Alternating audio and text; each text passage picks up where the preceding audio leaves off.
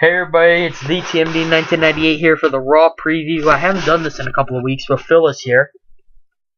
What's going on, guys? This is something we haven't done in a while, but if you guys haven't been following Raw, Dean Ambrose and John Cena are fighting for absolutely no reason whatsoever.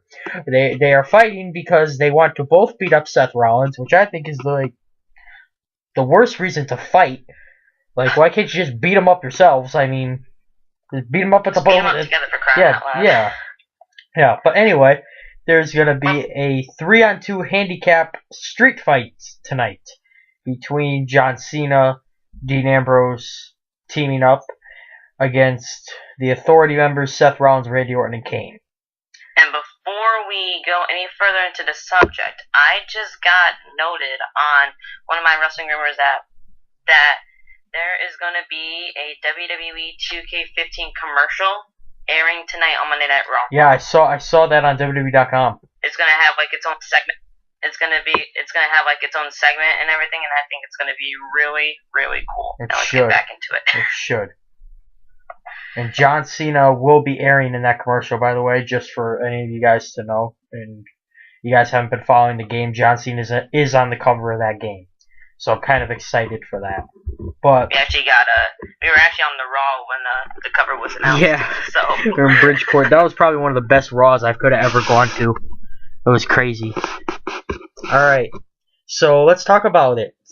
3-on-2 handicap street fight. Seth Rollins, Randy Orton, and Kane versus John Cena and Dean Ambrose. Phil, I don't know if John Cena and Dean Ambrose could coexist. They have to, but I don't think they will either. They both have separate Hell in a Cell matches at Hell in a Cell, and I think they're just too focused on that. Dean Ambrose has Seth Rollins, as you know from the contract on the pole match last week on Monday Night Raw, and the loser got to face Randy Orton. Now, John Cena has to focus on Randy Orton. Yep. For that specific reason. It's in a Hell in a Cell match, which is the most diabolical structure in the WWE, and I think this is going to be Dean Ambrose's first time in a Hell in a Cell match, so he has to focus on that, and when they focus on that, and only that, they will not be able to coexist, and I think they're going to lose tonight, so... Well, obviously, we all know the Authority and how they have something. They always have something up their sleeve. I mean, no matter what it is. So, I'm scared for John Cena and Dean Ambrose tonight. I think some bad things are going to happen to them because it is a 3-on-2 street fight. We've seen them in handicap matches before, but not in a street fight. That's the thing. But I don't know. I don't know if they're going to be able to coexist in this. I mean, it scares me to death to see this go down. Because in my mind, why aren't you on the same page about this? And was this the plan all along to get John Cena and Dean Ambrose both on different pages and then take advantage of both of them? I mean, that's what this is being planned out to be. Which, I mean, I am scared for John Cena and Dean Ambrose for tonight. I don't know if they're going to be able to make it out. Obviously, last week they did end up coexisting and they defeated. Well, it was Kane and Randy Orton last week, I believe, right? Or was it Seth Rollins? Yes. So they did coexist, but this is a handicap match, and it's a street fight, so I don't know about this one. And it's honestly no holds barred. Like, anything could happen. Like, we saw a couple months ago when Dean Ambrose got head through cinder blocks. That could happen. That is illegal in this type of matchup. Yep. I mean, I don't think that's going to happen, but, I mean, that kind of stuff is definitely illegal in this match, and it's just going to be a really scary thing for John Cena and Dean Ambrose tonight. Yeah. And now we'll move on. Yeah, we'll move on. We'll move on to the Bellas. It's still going on, ladies and gentlemen. Like, the Bella rivalry, and the fact that Brie Bella is doing what Nikki Bella couldn't do when Brie Bella quit from WWE. So, Nikki, the question to you, Phil, do you think Nikki is just showing herself and trying to embarrass her sister, or do you think that this is just pure on jealousy? This is pure on jealousy. And may I add that this match at Hell in a Cell, it is actually going to happen, Brie versus Nikki Bella at Hell in a Cell. Whoever wins that match, well, whoever loses that match will have to be the Personal assistant of the winner. Assistant, or as they call it in quotes, bitch, at Hell in a Cell. And if the loser does not want to perform her duties, she will have to be forced to quit the WWE. And it's honestly pure jealousy. I am super scared because this sounds like a storyline for Nikki Bella to win that match. And this, I think it's a little bit of both. She is trying to embarrass her sister at the same time, but she is all on jealousy that Brie is doing what she couldn't. So I think we're all seeing that Brie is a little better technical wrestler than Nikki Bella is, and we're all seeing that because Brie is doing exactly what Nikki could not do when Brie was gone from WWE. But now I know that this is not a prediction kind of video, but that's for another time when I make my Hell in a Cell predictions. I'll be doing that with you. I kind of just want to make one little thing before we move on. That I agree with everything you're saying. I believe that this is a storyline that Nikki Bella is going to win, especially at Hell in a Cell. And I don't think that, this is my prediction right here, I don't think that Brie Bella would want to be the assistant, and she'll have to be forced to quit the WWE. And then at Survivor Series, it might be Team Nikki versus Team Brie in a Survivor Series elimination tag team match. So that's what I think that could happen. Yeah. That might happen. That's what I'm thinking anyways. So let's move on to the next one. So let's move on to our third topic here. It's called Kickstarter, and it is basically on Main Event. Damien Sandow dressed up as Sheamus, and I gotta tell you, he made me laugh on Main Event. I'll tell you what, that was a great job impersonating Sheamus. I was very impressed on Miz TV. But let's get down to the bigger picture. Miz, Sheamus at Hell in a Cell. What do you think's gonna happen, Phil? Not your prediction, but what do you think's gonna happen, and how will this storyline lead into making the United States title worth something again? Now, you know how I feel about The Miz. Why? Oh, why? I honestly, Sheamus, this is usually, like, I want the title off of Sheamus, but I don't in this sense. I want Sheamus to keep the title. I don't know what's going to happen tonight on Monday Night Raw, to be honest. With, Damien Mizdow. Horrible name. Just a horrible name. With Damien Mizdow as the deciding factor, pretty much, as his stunt double. Again, another topic for another time. It's gonna be really hard to figure out who's gonna win this match. I don't know what's going to happen tonight, but I don't know if it's going to be good or bad for Sheamus tonight. I totally agree with you. I don't think Sheamus should be the United States champion. Sheamus should be a heck of a lot higher than the United States champion. This is a man we're talking about was a great world champion, a great WWE champion. First Irish born WWE champion. And he has the United States championship. Basically a title that in my mind doesn't mean anything anymore. And I agree with Miz being down there because when he was champion, it wasn't really, you didn't capture yourself and say, oh, the Miz is champion. We're all like paying attention. It wasn't that great. But when Sheamus was champion, Sheamus was drawing a lot of attention, and he was a big fan favorite, and a lot of people are not liking him being down at the bottom now. So I don't know how this is going to impact the United States Championship, but I mean a James title. has held it for too long. Yeah, he has held it for too long. I'll give you that. If he does win though at Hell in a Cell, if they don't put Rusev in any type of that, I don't know why they're not. I really don't know why they're not putting Rusev in any of this. I mean, what like if you're gonna make the United States title worth something, who better than Rusev?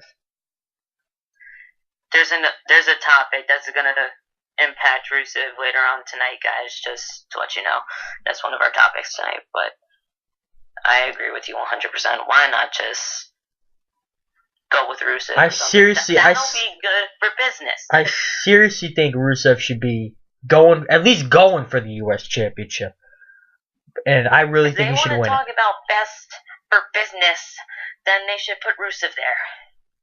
All right, guys, let's move on with another Divas topic. AJ Lee, the Divas champion, and Paige. This topic is called Friendly Fire. Obviously, Paige still calling AJ her friend, even though after a 2-on-1 assault when Paige and Alicia Fox just basically laid out AJ Lee on SmackDown this past week. But is this a sign for things to come here Phil? Are we looking at another AJ Lee versus Paige match at Hell in a Cell? It is actually confirmed. It is confirmed, yep. I didn't know that, actually. I didn't know that. The match, I just don't want Paige in the title picture anymore. I mean, she was good at first. When she won the title off of AJ the first time, that was amazing. I gotta give her that. But the second time, it wasn't that good. And then when AJ won it back, I was so happy. Not because she's my favorite diva of all time, but one of the best. Well, not one of the best, the best Divas champion of all time, AJ Lee. Sign of things to come? I don't believe so. I think AJ is going to have something up her sleeve tonight. No doubt about it. I totally agree with you that they should not be in the title picture, like, as of right now. Like, she should not be in the title picture. But let's look at some of the divas and how many can actually be in the title picture. Like, AJ Lee is the champion. Brie Bella is fighting Nikki Bella. I mean, Eva Marie, we don't really think her. Natalya, maybe. I mean, Natalya could be in the title picture. Naomi could be. Maybe Summer Rae. Maybe Tamina. I mean, but there's not a lot of divas out there that have it to be in that title picture. So, and to be honest, there's not that many divas in the Divas division at all. No, there is. As I look up right now, there is 18 divas in the title, or in the Divas division. That is like a low for WWE. So bring some. I didn't even know they had that much. Are you counting NXT? No, NXT has 9. Either bring up some NXT's divas or do something better. The reason we don't think that they have a lot is because they don't show them. Yeah, they don't show them. I mean, Cameron. How many times do we see Cameron? I mean, Eden, Emma. I mean, Lana we see every week. Eva Marie, Lillian. I thought. No, Lillian's an announcer. She's not even a diva. She's an announcer. Yeah. Eden's an announcer too. Yeah. Oh, these are like almost all. Okay, never mind. There's like maybe 15 divas actually. There's a lot of announcers. Even an announcer too. Yeah. All right. So yeah, but the Divas division. I mean, is this like the only sign that I can see from this is this may be the end of the Divas division if this Divas division keeps crumbling the way that it is. I mean, what's holding that Divas division up is not AJ Lee versus Paige. It's not. It's Nikki Bella versus Brie. Because that is basically stealing the spotlight off of the Divas Championship. So are we going to see the end of either the Divas Championship or just the Divas division altogether? Who knows? I mean, I don't like where the Divas division is going right now. If I had to pick any two other divas besides Paige, which I don't even want her in the title picture anymore, but if I had to pick two divas that should be in the division right now, it should be Brie and Nikki Bella. Yeah. So let's get back to this is our last topic on the Raw 5-point preview. Big loss for Rusev. So, like Big Show, who has basically made it a quest that he wants to pin Rusev. He has not succeeded yet. Not yet. He's knocked him out. He has knocked him out. He has lost, or he's won by disqualification. He's lost by a countout, I think, too. I think he lost by a countout. But, like, when do you think Big Show, or even if Big Show will get his, redemption? That's what I'm talking about. Well, first of all, do you think Big Show will ever get the redemption? I believe so, but it's not going to be tonight. Either it's going to be at Hell in a Cell or the night after. I don't know. Because if we're going into the direction of Rusev becoming the United States champion, I think it'll mean more if he's still undefeated. I mean, if Big Show becomes the United States champion, which I don't think that's where WWE's going, but who knows right now? I mean, I don't know. Who knows where WWE's going? But I can't even picture that. But I know that happened before. But if Rusev is becoming the United States champion, and that's the route we're going, I don't think it'll mean anything if Rusev is not undefeated. Unless Rusev goes out and actually performs the promos that we need to see him actually bash America. But we want to see him be undefeated. We want to see that Russian flag just be raised and raised and raised. No matter how many people dislike it, it's what we want to see. I mean, because if we see that Russian flag being raised in the United States, it gets our rage up. It makes us patriotic. It makes us love our country even more. And we want to see the hero that's coming. In slang terms or whatever, the rage will be real if Rusev becomes United States champion.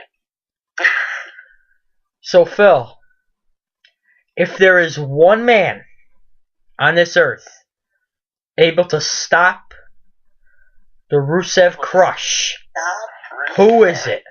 That is a very, very challenging question. That will be our last question for today, guys. Now, we're not talking about just big men here. We're talking about anyone, right? Anyone. Who do you think will be the guy to come in? Because, ladies and gentlemen, in case you guys did not see Raw, The Rock came out when Rusev was in the ring. I don't know if that means anything, but good Lord, if they bring that and Rusev gets to fight with The Rock, I mean, that could be crazy. That really could be crazy. So I'm eager to see what they do with it tonight. I don't even know if they will, but I am eager to see that. But if there's one man out there, I think it'll be The Rock. It would be The Rock, and my top two would be either The Rock or a rumored thing, which I hope does not happen, John Cena. I think it would be definitely The Rock. Yep. Alright, guys, thank you very much, and I hope you guys have a good one. Phil, have any more last words? Make sure to watch the Raw pre-show tonight. Oh, I forgot about that. On the WWE Network for how much, Trent? $9.99. And make sure to tune in to Raw at 8 p.m. tonight, guys. All right, thank you guys.